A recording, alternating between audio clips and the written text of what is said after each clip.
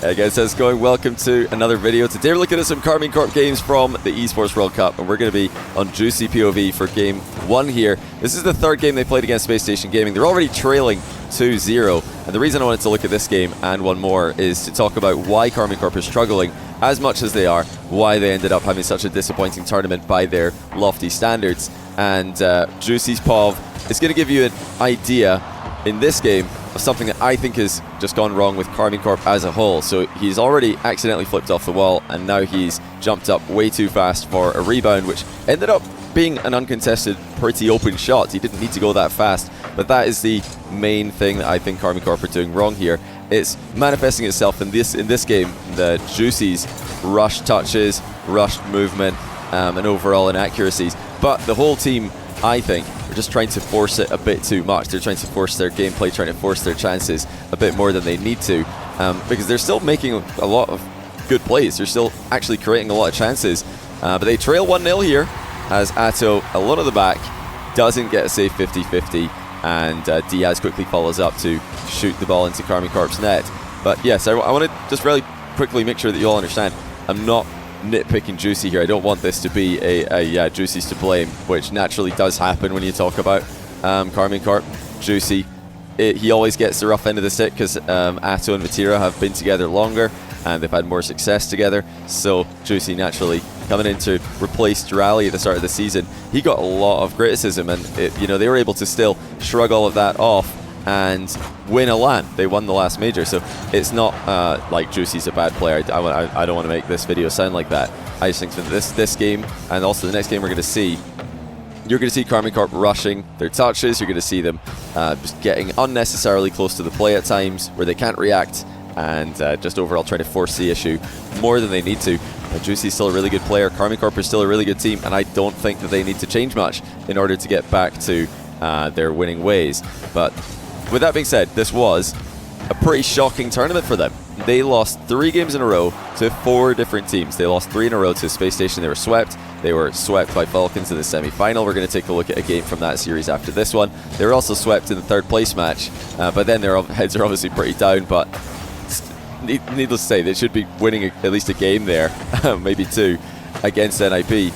And they even lost 3 in a row to R8. They were nearly reverse swept by R8, Mina's 3rd best team. Still, all these teams are good teams, but you do not expect to see 3 games in a row, never mind 4, like in the Falcons semi-final, going against Karmine Corp, the most recent major winners. But like I said, getting a few looks already in this game of Karmine Corp rushing. Early on, it was mostly, Juicy in tough positions. Since then, they've calmed down a little bit, and this is actually where I started thinking the series, okay, maybe they can start to come back here. Nice passing play attempted there by Space Station Gaming. Diaz didn't stick around at the back corner to be available for the pass. But Space Station had a great tournament. Losing to them has aged quite well. Karmine Corp have started off multiple LANs in the past with losses in group stages and regained. And I mean, how about this for a regain into 1 game, which wasn't going well for Juicy, wasn't going well for KC. Absolute peak, insane drop-down pass. I think he actually scored it without the help of Atto, who did end up getting credited with the goal. So these are the kind of plays you're still going to see from KC. They're still good at establishing midfield control, good at putting opponents under pressure, and they are still, of course, so mechanical, and they've got good team plays, whether it's physical, air dribble bumps, or whether it's just passes like we saw there from Juicy. They know how to put pressure on the opposition, and I think if they just let the game come to them a bit more, they're going to be more than fine. But there again, Juicy rushing, trying to get up so fast for the rebound, didn't get the right touch, didn't get the right follow-up, and now here comes Space Station Gaming. I think they played with a lot of poise in this tournament. Young and experienced team in comparison to a lot of the top teams in the world at the moment. His experience seems to count for more these days than it did at the start of the Open era. But yeah, Space Station, they played great, and so did NIP, so did Falcons. A lot of the teams that, all the teams that KC lost to, they played some great Rocket League, but you still expect KC to be doing better than this as they concede again. And once more, it's an isolated defender. Juicy couldn't get enough on it. Great passing by SSG, and that is just a little bit of an overextension by Karmine Corp, who are going to try to press now for the late equalizer. We'll see if they can get into overtime. This would be this potential start of a comeback, the likes of which we've seen plenty times in the past from them. But at the end of this game, what you're going to see is actually Karmine Corp getting very boxed up together. This is where I think they just try to force it a bit too much. They're not really staying as wide. They're not really keeping their options open like they were when they're, maybe playing against a Vitality where they're feeling comfortable. Or, even earlier in the tournament when they're just playing some of their good games, you see that they give each other more space on the pitch. But yeah, very tight follow-ups, not able to get the right plays going. And yeah, just good play by Space Station, denying them again and again, and actually outstriking them. Just want to highlight before we go into the next game, 8 shots to 4, despite the fact that the midfield was pretty back and forth, but SSG were able to keep that defensive line away from their goal so that they didn't have to make all the goal line saves that Karmine Corp did. 3, 2, 1, go! And alright, let's take a look at Game 3 from KC against Falcons as well. I think the last game really showed us KC trying to force it, in my opinion, a bit too much, trying to just score right now, trying to get, get up for the ball, get the read immediately. Yeah, they didn't need to. Maybe just have to slow down a little bit, give themselves a touch more time.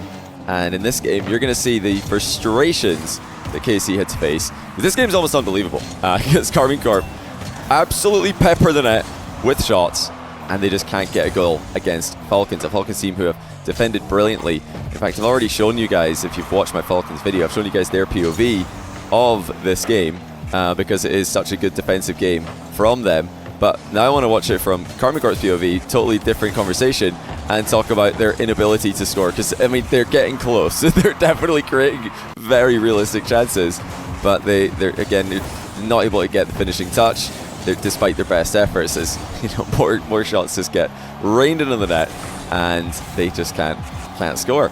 Now, this is actually the second game where they've failed to score. So they started off this series, lost 6-3 in Game 1. Falcons were all over them. Despite a brief comeback attempt by KC, they weren't able to do enough in the last minute of the game. Falcons closed it out quite comfortably. And now we've got 1-0 for Falcons. So Game 2 is 1-0. Now this game's looking like it's going to be 1-0 as well if it keeps going the way it's going.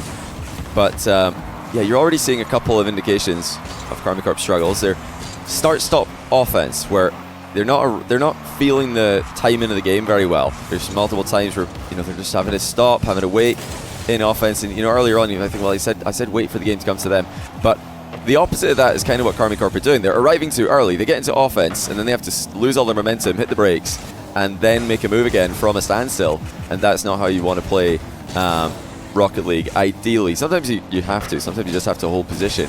But the best teams and the best plays are usually players that come in full speed, reading the play, and then they're just able to effortlessly get up for the ball without breaking their flow, without having to make any crazy adjustments after jumping. And that's not what we really saw from Karmine Corp at this event. Now, how to get back to that is tricky. If you guys are playing ranked and you're having a bad day where you can't read each other, the tip that we always give on the Next Rank YouTube channel, link in the description, is to just give each other more space. Just don't try to read the game as much. Don't try to read your teammates as much. Just give your teammates a bit more space and try to spread out. But at pro level, that doesn't always work, because if you give your teammates more space, very often you're giving your opponents more space as well. So Karmine Corp's whole idea, their whole philosophy about how to win, is taking space from the opponents and forcing mistakes. And if they're having to back off and play more reactively, their entire style is going to be less effective. So it's about finding the balance. I mean, they're making some good plays again in this game. We've already seen multiple very successful offensive presses from them. They just have not got the goal, and it starts to get frustrating. You start to doubt whether or not scoring is possible, and I'm sure you can all relate to that as well. But it's not for a lack of trying. These are some great passing plays, some good solo plays. Falcons are just defending with some heroics, very up close and personal to their goal. Good second touch there by Durali. The boost steals are coming through for KC. The one thing I don't like, and that does happen repeatedly in this game, is that they are losing their momentum in offense quite a lot, and it means that the second and third plays coming back in just take a bit longer.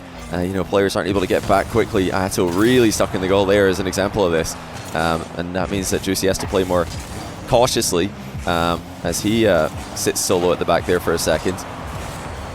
Now Falcons looking to get the goal against the run of play. It's been all KC. Another good defensive touch though by Vatira. Keeps him at bay. This really has been a bit of a frustrating game, and it's a good summary, I think, of their tournament, as Kalirs dusts his man and makes it 1-0. And just like that, unlike the last game actually, KC have got 11 shots, Falcons have 4, the Falcons have got a goal. And shots are usually a pretty good indicator of who's been winning the game, at least when it comes to pressure, territory, chances on net. A lot of these shots as well, they've not been pointless shots. This haven't been empty statistics. They've been good shots. And now here we go again. Vatira to the corner. Double commit from KC as they both, just like the last game, get a bit too tight together. They're not spreading out anymore, and you'll see it again at the end of this game, just like the last. When they're trailing, is they're not, keeping their heads. They're not staying composed. They're just rushing, and they're staying really close together, trying to get outplays to happen. And against MENA teams, that's what they're used to. That's what they do all the time. 50 back from Vatira. Well cut off by Kalirs there. Good awareness kept up by Atto, but will there be any late chances? The answer is no. Into the ground it goes, and KC lose with a shot differential of 13-5. And that was their third loss in a row against Falcons. We saw there already their third loss in a row against SSG. They also got swept in the third place match. I'm willing to forgive them for that one because it is a third place match at the end of the day. That being said, it did have, I believe, club championship implications on the line at the Esports World Cup, which means potentially hundreds of thousands or millions of dollars in prize money for the organizations, depending on how well they're doing in the other games. But yeah, I don't think a third place match matters too much. The group stage match against SSG, that's not the end of the world either. I'm willing to forgive teams for group stage losses if they can regain later in the same event. But that group did continue to be a bit of a struggle for KC against R8, and then the same thing against Falcons in the semi-final. They did get Vitality. They got their win against Vitality that they always get. Might have to make a video about Vitality and their continued struggles if you guys are interested. Because a lot of storylines coming out of Esports World Cup. Looking forward to the World Championship to talk about. And one of them is that KC seem like they've just lost their confidence, lost their trust in each other a little bit. And I think they've just got to slow down, just take their time. They're all still great players. Again, not trying to put the blame on anyone in this video, anyone individually. I think the team just have to try to just take their time a little bit more and trust each other a little bit more, maybe a little bit more. Spreading out in offense, giving each other wide options so that double commits don't happen as much, and that they can keep the offense free flowing like they do when they're at their best. But yeah, let me know down below. Do you think they can regain for Worlds? It's been pretty difficult for teams to do that in the past, but it's not unheard of. We did see that from NRG last year. They had a disappointing Esports World Cup, and then they were able to regain and win Worlds. So it's not impossible. It can happen. KC, despite their one-sided losses, I don't think the sweeps are as one-sided as sweeps would suggest, and especially numerous sweeps. But let me know down below. Also, be sure to check out Chalkcast links. We're trying, myself and CJ are trying to get some recordings done on the road while we're flying around doing different lands in different locations. I think we might have some pretty cool guests planned for some in-person recordings. So be sure to check out the YouTube channel for that, as well as the Next Rank YouTube channel, like I mentioned earlier. But that's all for this one, guys. Hope you've enjoyed, and I'll see you next time.